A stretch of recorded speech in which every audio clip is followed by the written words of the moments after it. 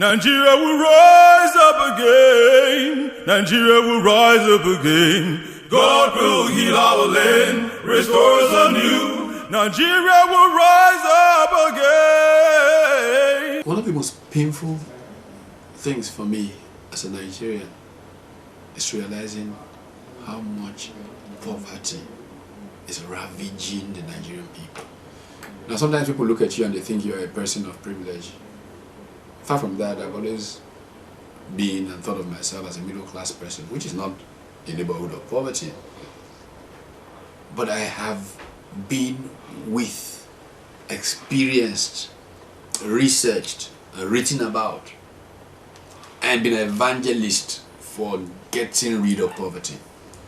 As an academic, the high point of my work is the book Why Nations Are Poor, in which I try to delve into some of the nitty-gritties that many times economists don't deal with when you deal with the issue of poverty.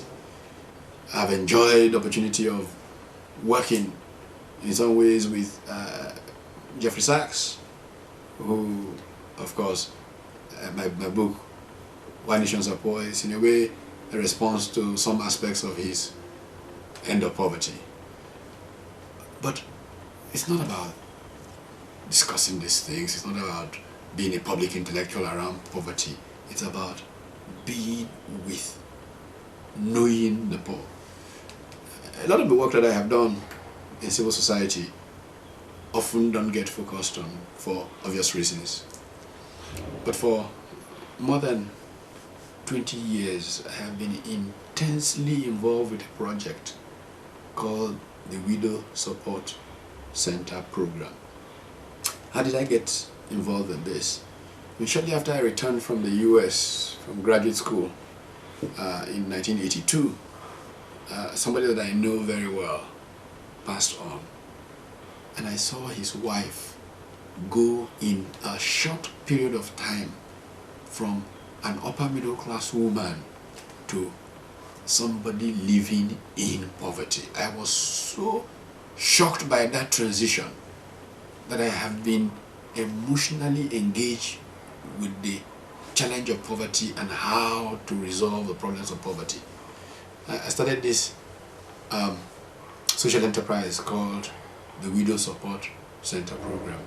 The idea was to find poor widows from very low socioeconomic circumstances and create interventions that can transform the quality of their lives, not by giving them fish or by teaching them to fish. In those years, I've come to understand what poverty really means. Because for people seeing it through the windows of their cars, they don't really understand poverty. Now, rural poverty, I've also engaged as part of my work. And I know what it means to be in a rural area that is poor. I think being one close to a lot of priests, priests who work in rural areas can best explain to you what this means when they take up their collection, the offering. You will see people who come to church and talk about widow's mite. When they put that 10 kobo, they are literally giving almost everything they have.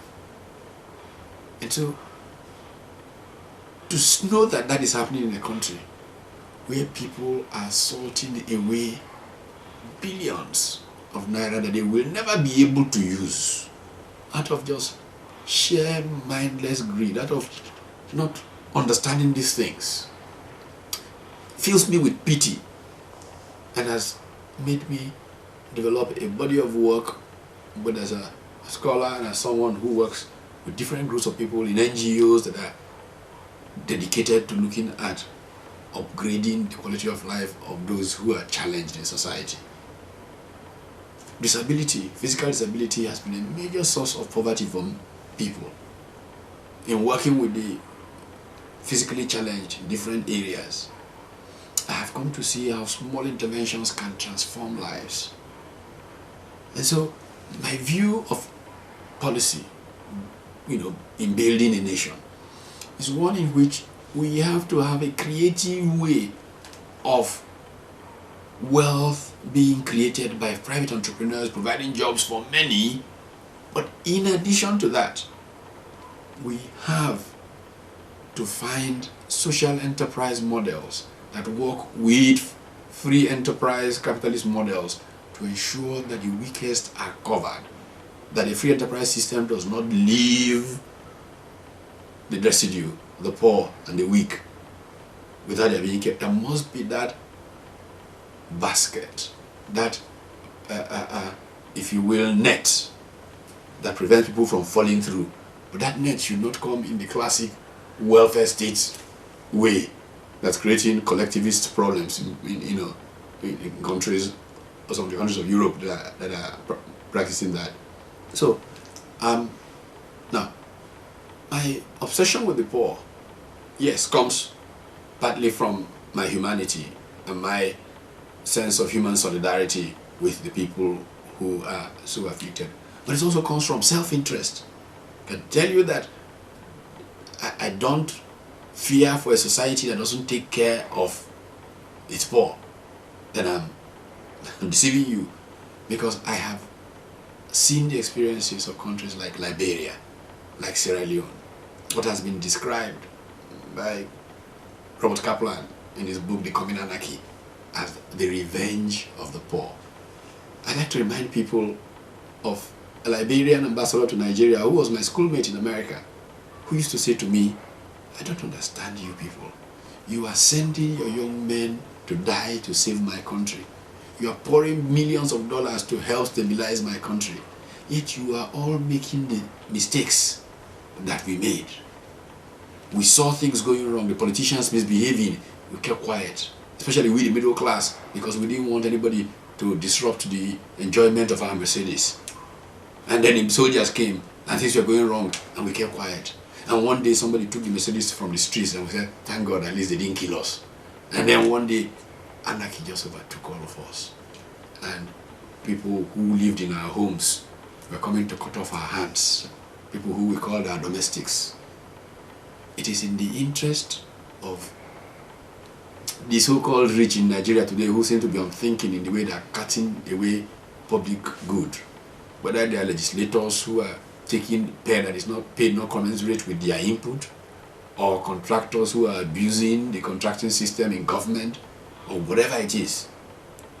Please bear in mind that when the poor, who seem like they are docile, finally get their acts together, they don't even have to try, it just happens spontaneously, we may all be so sorry. Let us avoid the revenge of the poor. Let us create a just society that ensures, because there is enough, to ensure a good quality of life for all. That is the challenge. If we do that, we will find that Nigeria will rise up again.